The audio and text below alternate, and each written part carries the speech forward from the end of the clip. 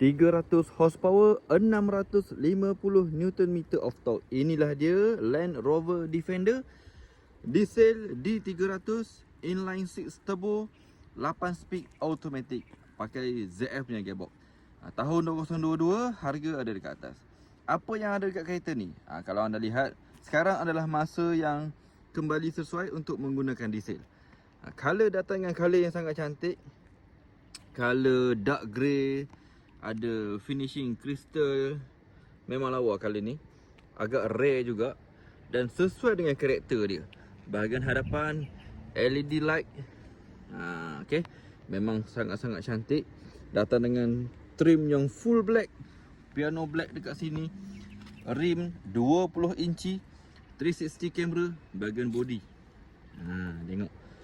Kereta ni kalau nampak atas jalan memang tak ada ayat. Tak ada ayat nak kata dia ni itu, dia ni ini. Memang superb kereta ni. Bahagian belakang. Ini adalah dia punya badge Defender D300. Unit ni 7 seater Tapi bahagian seat belakang ni memang tidak recommend untuk duduk lah. Dia disimpan di dalam sebab dia tak berapa nak luas sangat. Untuk budak yang kecil, okey. Bahagian belakang controller aircon, event aircon dekat sini. Ada cermin dekat atas. Ada unit ni dilengkapi dengan air suspension juga ya. Boleh naik tinggi dan juga rendahkan dia. Untuk bahagian kiri serba sedikit. Inilah rupa dia. Color ni memang sangat-sangat matching dengan Defender ni. Right. Bahagian dalaman, kita tengok dekat bahagian belakang dulu. Bahagian dalaman unit ni datang dengan interior boleh kata two-tone.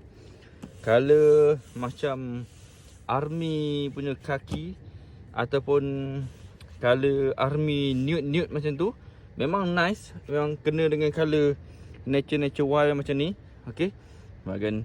Bahagian door trim dia. Ini bahagian seat. Ini adalah bahagian kompartmen tengah. Ada cup holder.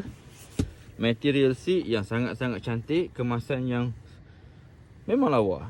Okey. Bahagian tengah, controller aircon dia. Dia punya bahagian bumbung. Panoramic sunroof yang sangat-sangat luas. Untuk bahagian hadapan, unit ni datang juga dengan Meridian punya sound system. Ni bahagian door trim dia. Datang dengan power seat 12 way. Ini power seat dia. Okay. Pandangan dari hadapan memang cantik.